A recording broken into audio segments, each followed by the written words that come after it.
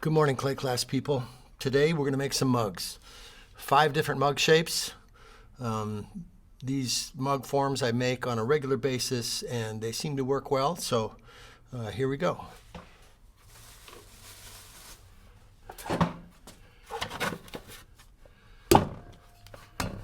My wheel head's dry. Again, I don't throw with bats. I ran a classroom with 150 kids a day. There's not enough bats in the world to handle that. So we learn to take our pots off the wheel with our hands, unless we're making something big, a platter, a plate, a donut, a large bowl. Otherwise, anything tall and narrow, we take it off, right off the wheel.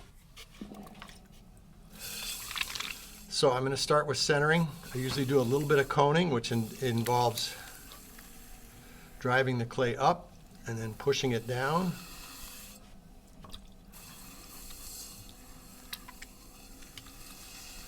Most of my centering is my right hand pulling back towards me. My left hand just supports that. My elbows are always resting on my thighs. My thumb, this curved part of my thumb kind of begins the well. And then I use a technique where my right hand, my middle finger, index finger, and thumb are to the right half of center here. These 2 fingers are off to the side. I use a peace sign in my left hand. Peaceful process pottery is. And I'm going to create my well with my middle finger. I don't go straight down. I mean, the middle goes straight down, but the finger angles back, so I create more of an open well. And I'm going to pull this open. 2.5 inches. I'm going to try to keep my wheel head clean as much as I can. My first pull, when I pull, thumb goes down on the outside. It goes back to back with my other thumb, so my hands function as a claw. And the first pull is just kind of getting it going up and in. Not a lot of pressure from the inside finger. I usually compress the lip after each pull. This first form is just basically a cylindrical form. I'm going to try to get under a little more weight. Get this moving up. I ease off on the pressure as I get to the top of the pull. The wall's already relatively thin there. The goal is to get the weight out of the bottom. So here I am, probably my last pull. I'm going to get the last bit of that weight. Pull it up, leave a relatively thick lip. I like a thick sort of diner lip on my mugs, not your wine glass thinness.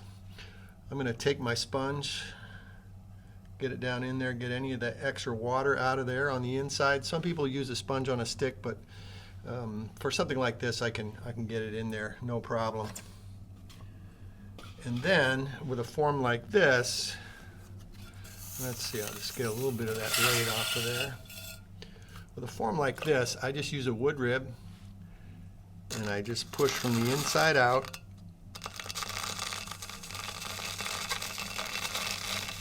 To compress the wall.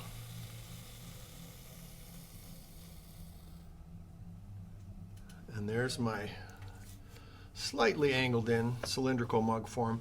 Cutting my foot, I'm going to take my wood rib, I'm going to kind of angle it away from me at 2 o'clock, tip it towards me so it steers the clay away from the pot. Instead of, forming a big chunk of clay right there.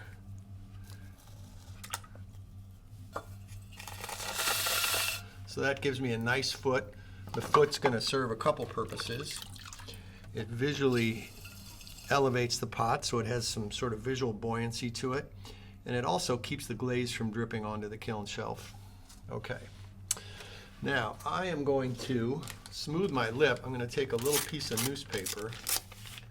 Some people will use a chamois. I fold it in half. I'm going to get it wet, and this is going to really polish my lip. So here I'm just going to give this a nice smooth finish. So there's my first mug form, just sort of your basic cylindrical, you know, maybe angles in a little bit. So cut this off. My string tool is a homemade string tool, just some, you know, some dowels and a piece of fishing line that's, I think, 80-pound test or something like that. You can buy 300 feet and have string tools that won't kink on you. Those metal tools kink on you. So now with dry hands, I can just pull this off and set it over on my wearboard. Okay, the next form I'm going to go for is, now this is got some, you know, clay left from the last pot. I don't need to clean that off. It's tacky. The next clay is going to stick on there just fine. The next form I'm going for is sort of a Pilsner cup shape. It's one of my favorite mug forms. So it's got a slightly narrower base than the last mug form. But I start out the same way. I'm just getting the wall going up and in. Second pull, again, my thumb down on the outside. Don't get caught with your thumbs up. Thumbs should be down on the outside unless you're dealing with a much taller form. I'm going to get this going in initially. You can always make your pot wider. It's much harder to make it narrower. So now I'm going to try to really drive in and get under some of this weight, because this form is going to be, it's going to go in and then out. So I got to get some of that on the inside, or on the bottom, really going in. So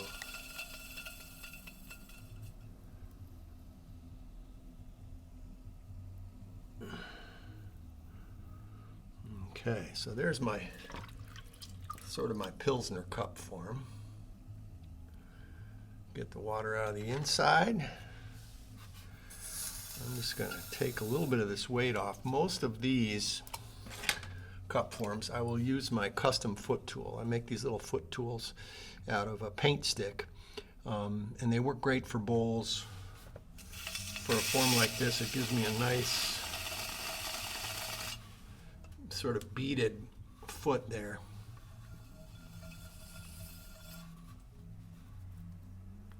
And that will also catch the glaze nicely.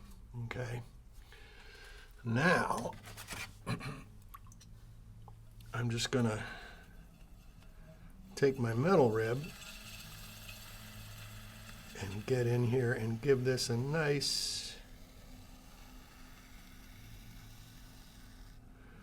curve, like the Pilsner cup. And then, again, I have my little piece of newspaper. I'm going to smooth my lip. That's a nice fluid mug shape.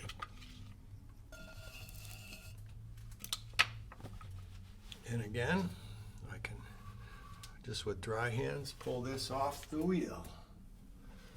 Okay, that's mug number 2. Mug number 3.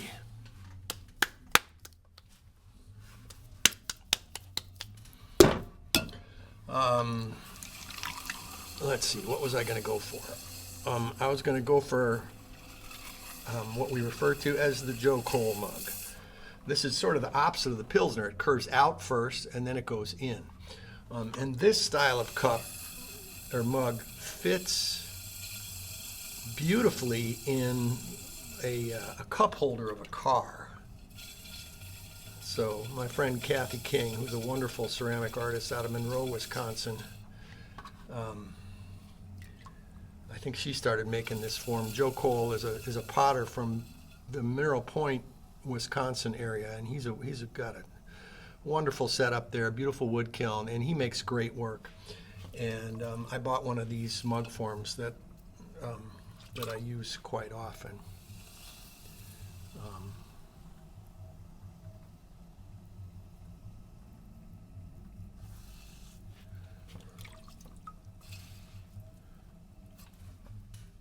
Okay, this one I've got to get a relatively narrow base, so I'm going to try to get underneath some of this weight. Maybe one more pull to get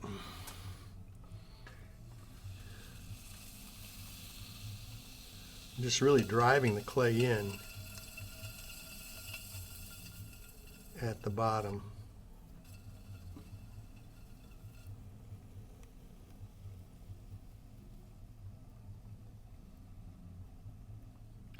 So you can see how it's got the curve out on the bottom. Got to get my hand down in there. Curve out on the bottom. And then goes in on the top. So I'm going to get down in here and tool this so I get a nice curve on the bottom. And then it's going to angle in. I might even do a little bit of collaring to get a slightly narrower top. So I'm just going to get my hands wet and surround this. And then I might reverse my rib to use this curved part.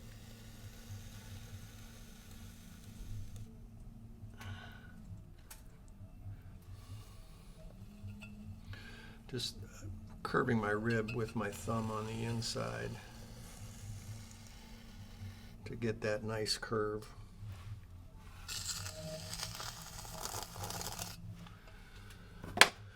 And then once again, my little newspaper chamois. Get a nice smooth lip on there. Okay, so that's what I refer to as the Joe Cole mug form.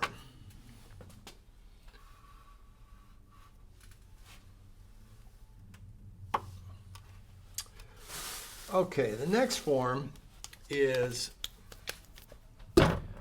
my wife's favorite mug form. It has a kind of a classic shape where it's a slightly narrower base and then it just kind of curves up like this. You'll see mugs like with this form at a lot of, coffee shops and whatnot. So it's got a relatively narrow base, so I'm going to start with just a kind of a narrow base.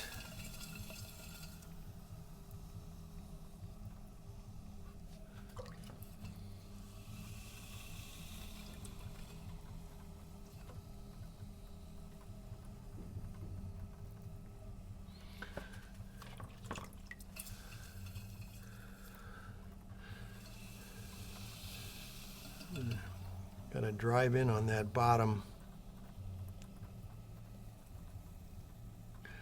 Ease off on the pressure as I get to the top of the pole. But I'm going to really try to get underneath some of this weight again. So I'm driving in.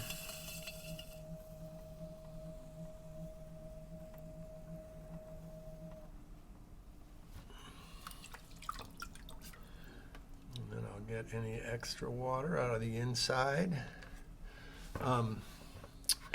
This style of mug, I use my little custom beaded foot tool again.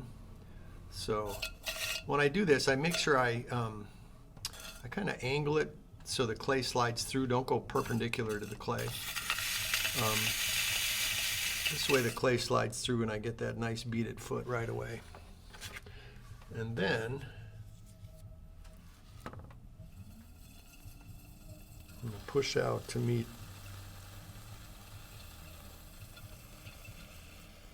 the metal rib. The rib is angled back a little bit so the clay slides through. There's my mug form. A lot of my forms are very cleanly tooled, and that's sort of the the Bauhaus aesthetic that I was raised in with Dean Schwartz and Don Hunt. Before you can learn to make wild, crazy pots, you gotta learn to have the craftsmanship, the control. So there's my nice lip. Okay. All right. So there's 4. That's the classic coffee shop mug, we'll call it.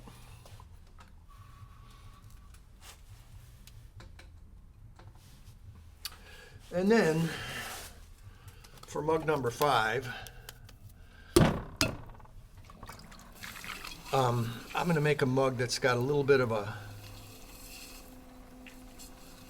swirl to it. A lot of these are, probably the most popular mugs that I sell. I have 2 Airbnbs that I own and manage.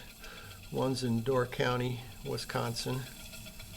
One's on Little Green Lake, and I have mug racks on in both of those Airbnbs, and I sell a bunch of mugs to my guests. I mean, they get to use the handmade pottery when they're staying at my houses, but then they oftentimes can go home with a nice mug for just $30. So, but this style of mug is real popular, and it's just basically a mug form. I mean, you can do them a lot of different ways. You can make sort of the Pilsner shape, or sort of the classic coffee shop mug shape, and then just give it a little swirl. So it's got a little character, the handmade touch. You can't buy this at Target, right? Because each mug is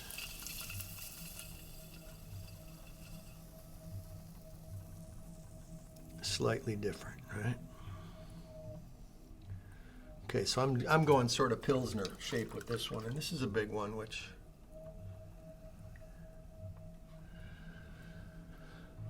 will hold a nice. I mean, if you're like me, I like my coffee. I do 3 cups of coffee every morning, and so this is going to hold a lot. Now, clay shrinks, probably on the average 15%. When you fire it, it's going to shrink, maybe, 4% when it just dries, and then another 6-7% when you bisque fire it, heat it up to 100 degrees Fahrenheit. And then, depending on if you're going to fire it at cone 5 or 6 or cone 10, if you could fire it at cone 10, it could shrink up to 20% totally, from beginning to end. So anyway, a super big mug, it might seem big now, but it's not going to be that big, especially if I put these in the wood kiln. So anyway, I'm going to give this a little tooling first.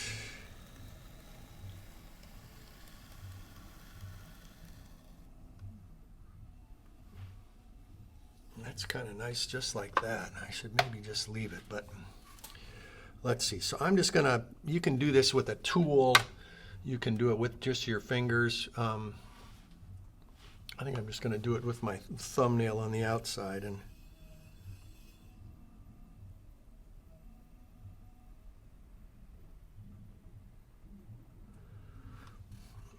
so there's a little swirl on that mug, which is kind of fun. And then I'll just smooth out my lip.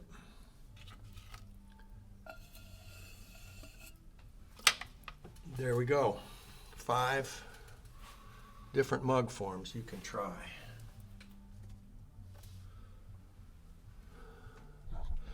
Thanks for tuning in. We'll catch you next time. Make sure you subscribe below. Hit that subscribe button. And I'll be doing some live streams, and you can get notifications when I do live streams. So, clay class, Phil Lyons here, tuning out. Thanks for watching.